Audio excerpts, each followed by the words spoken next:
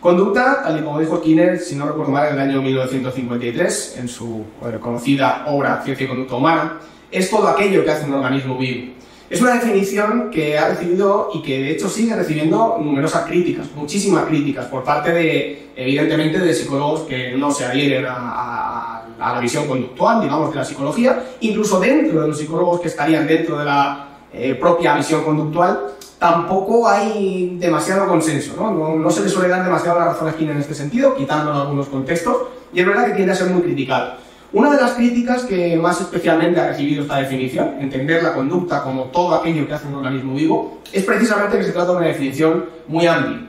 Bendita amplitud, decimos algunos, ¿no? Porque esa amplitud permite precisamente el dar cobijo a muchos de los subtipos de conducta de los que vamos a hablar a lo largo del curso y de hecho en esta misma lección, ¿no?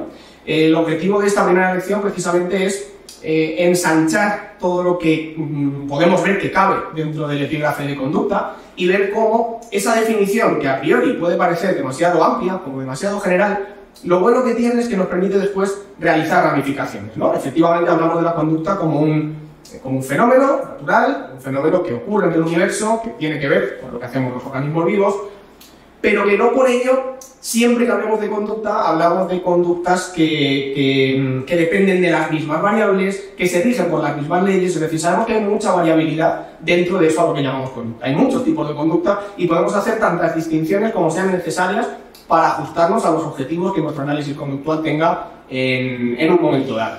Yo siempre digo que la grandeza de una definición se mide principalmente por dos cuestiones. Una tiene que ver por su capacidad de delimitar, que no restringir, ¿no? Aquello a lo que se refiere con la mayor precisión posible. Y por otro lado, esa grandeza tiene que ver muy especialmente, en mi opinión, con su capacidad para albergar excepciones. Especialmente cuando hablamos de conducta, hablamos de uno de los fenómenos quizá más complejos que cuando conocemos en la naturaleza. Y esta complejidad se debe a muchos factores, ¿no? A su carácter intangible, a su multicausalidad, a su carácter interactivo y absolutamente relacional. Todo ello hace que sea muy difícil su estudio, ¿no? No por ello imposible. En este sentido, muchas veces nos encontramos con situaciones donde los diferentes ejemplos que queremos analizar, en determinadas situaciones que tienen que ver con la conducta, ya sea más directa o más tangencialmente, no siempre está claro, ¿no? Que el ejemplo ante el que estamos pueda considerarse un ejemplo de conducta, que no. Hay veces que los límites son demasiado difusos, quizá, ¿no? Y en ese sentido, creo que una definición amplia de conducta nos permite recoger todas esas situaciones y poder darles un lugar que igual seguramente merece, ¿no? Para poder ser analizado en los términos adecuados. Si aplicamos definiciones demasiado estrechas, demasiado asfixiantes, demasiado restrictivas, corremos el riesgo de que muchos de los fenómenos que podrían interesarnos como psicólogos consideremos que dejen de interesarnos precisamente porque no se ajustan a nuestra definición. No podemos ser esclavos de nuestras definiciones, o al menos no en ese sentido, ¿no? Esta es la opinión que yo tengo con respecto a lo mismo.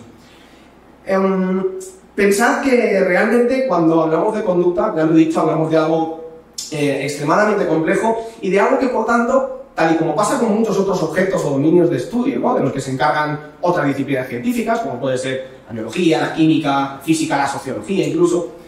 Cuando hablamos de conducta, no solamente el nivel psicológico es el único desde el cual podemos hablar de eso. Esto es algo que a mí sí me preocupa últimamente porque he percibido una cierta tendencia por parte de muchos psicólogos y psicólogas a tratar de delimitar en exceso lo que debería hacer un psicólogo y que por tanto le separase de otras disciplinas. Yo creo que, si bien es cierto que está muy bien delimitar lo que hacemos, no podemos, como decía antes, ser esclavos de esa delimitación en el sentido de que nos excluya y nos mietifiquemos más de lo que ya estamos, y hablo ahora de los psicólogos conductuales, ¿no?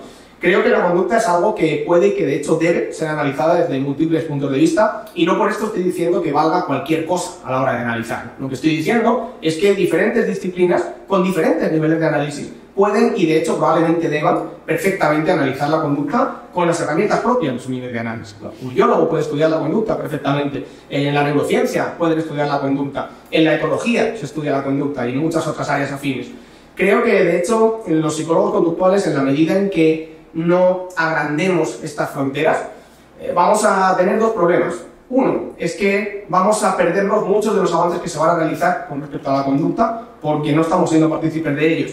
Y dos, vamos a dejar de proporcionar todo cuando podemos ofrecer a todos esos profesionales de otras áreas, que no es poco, que podrían beneficiarse de conocimiento que hemos desarrollado durante mucho tiempo, ¿no?, respecto de la conducta, ahora sí, en términos conductuales. En otras palabras, creo que si bien es cierto que nos puede enriquecer como psicólogos aprender de otras disciplinas, ¿no?, que también estén interesadas en diferentes aspectos del comportamiento, quizá es mayor la proporción de cosas que nosotros podemos aportar a los demás. En el momento en el que nos cerramos, en el momento en el que consideramos que nadie más que no sea un psicólogo puede estudiar lo que nosotros mismos hemos dicho que tienen que estudiar solo los psicólogos, nos vamos a quedar solos y nos vamos a quedar en un punto totalmente contrario a los objetivos que tiene la ciencia, ¿no?, que finalmente es proporcionar lo mejor posible de cara a que la sociedad pueda evolucionar, ¿no?, y evolucionar en los términos más adecuados en función del conocimiento existente a cada momento. Dicho lo cual, insisto en que por estos motivos considero que la definición de conducta que proporcionaba Skinner no solamente sigue y deba seguir siendo plenamente vigente, sino que es muy apropiada porque nos permite albergar multitud de situaciones, con independencia de que estas situaciones tengan componentes pues, que podemos considerar, y esto voy a matizar después, ¿no?, voy a entrecomillar de momento, como exclusivamente innatas o con una parte muy innata, o conductas que podemos considerar que tienen un carácter más reflejo, ¿no?, o más operante dependiendo de diferentes circunstancias.